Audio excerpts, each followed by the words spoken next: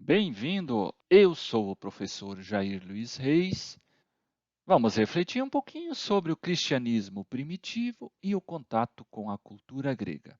Antes, eu peço a gentileza de que você se inscreva em nosso canal.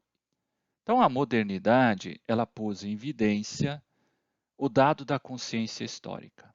Isso lá pela metade do século XVII. E a partir disso, é relido o nascimento do cristianismo e a grande influência da civilização grega. Estamos falando da cultura, da filosofia e assim por diante, sobre a tradição cristã.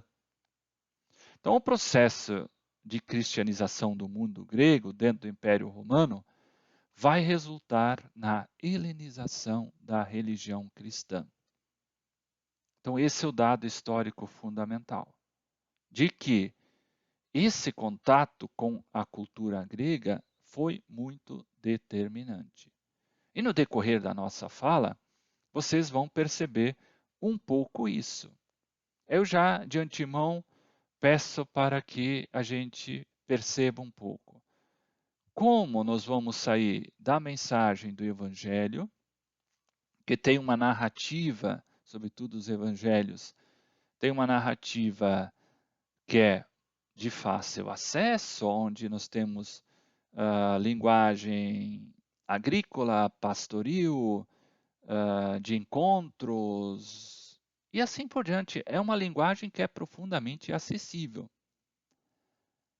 Para, num segundo momento, desembocarmos na compreensão helênica sob o influxo da filosofia grega.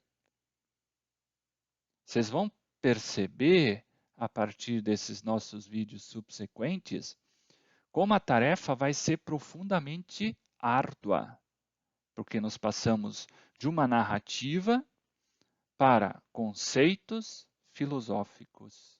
Então, essa mudança contextual, essa mudança de categorias, de compreensões e de universos também são importantes.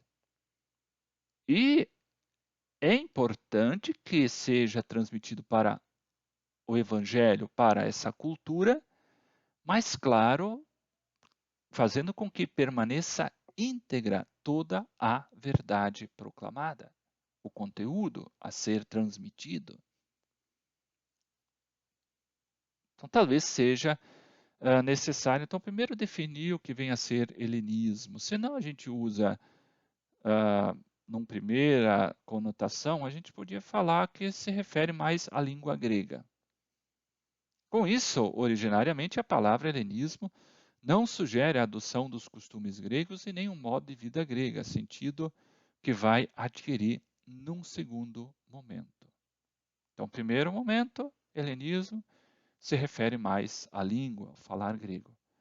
Mas uma segunda conotação, claro que não fica nisso. Vai abarcar também aos costumes, ao modo de vida e o sentido que as pessoas vão dando a isso. Então, na época dos apóstolos, já presenciamos o primeiro grau de helenização cristã, pelo uso da língua grega nos escritos do Novo Testamento, e o que vai continuar, claro, nos tempos pós-apostólicos. Então, o Novo Testamento, claramente, ele já está sob a marca profunda da cultura grega. Mais especificamente, aqui nós estamos referindo mais à língua.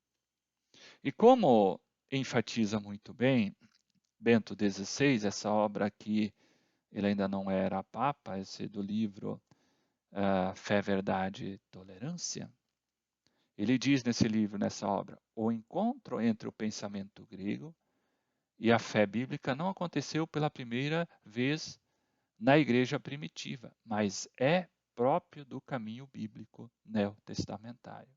Bem observado por Bento XVI, ou então cardeal Joseph Ratzinger, de que é algo que permeia o Novo Testamento. E, claro que essa influência, já no Novo Testamento, ela vai ser ainda maior depois. Porque por mais que você tenha a língua grega, ainda você não tem tantos conceitos filosóficos que serão marcantes na compreensão teológica posterior. Mas já é a primeira referência, a primeira marca. Então, o primeiro grande desafio consistiu em traduzir o Evangelho para a cultura helênica e, ao mesmo tempo, defender-se nos períodos iniciais da profunda perseguição. Traduzir o Evangelho para a cultura, para o grego, e esses primeiros séculos que foram de profunda perseguição para os cristãos. Falamos no vídeo passado que os cristãos tinham que celebrar a sua fé, tinham que celebrar a Eucaristia em lugares clandestinos. E muitas vezes até se defender diante dessa prática sacramental, que era muito mal entendida. E por outro lado, claro, essa vivência totalmente afastada. Então, após a abertura de Constantino para o cristianismo não poderia cair em duas adversidades, em duas realidades que seriam autodestrutivas. A primeira seria acabar com a própria identidade, se houvesse um processo de helenização da sua doutrina. Então, helenizar sua doutrina, ou seja, fazer com que a fé cristã assuma todo o pensamento helênico. Se a fé cristã assumisse toda a cultura e o pensamento helênicos, o que aconteceria? Perderia totalmente a sua identidade. Então é um grande desafio manter a mesma fé assumida, entendida num contexto totalmente diferente, para uma cultura totalmente distinta.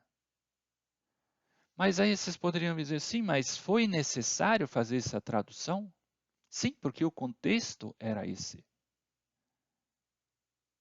Era necessário que o Evangelho fosse traduzido para a cultura helênica, como vimos, e mais, que a fé fosse explicada naquele contexto. Mas aí poderíamos fazer uma outra pergunta, mas isso não está claro no Evangelho? Está, mas por outro lado, dentro de um contexto diferente, o Evangelho sempre precisa ser explicado. É preciso ver o que aquela verdade evangélica quer expressar. Como também vão surgir erros no campo da fé. Claro que isso obriga a igreja a mostrar ao cristão o caminho que deve ser seguido. Em certos momentos, a fé estava em perigo. As primeiras dificuldades, já falamos do Evangelho, foi a compreensão de que Jesus Cristo era Filho de Deus, isto era Deus junto com o Pai e o Espírito Santo.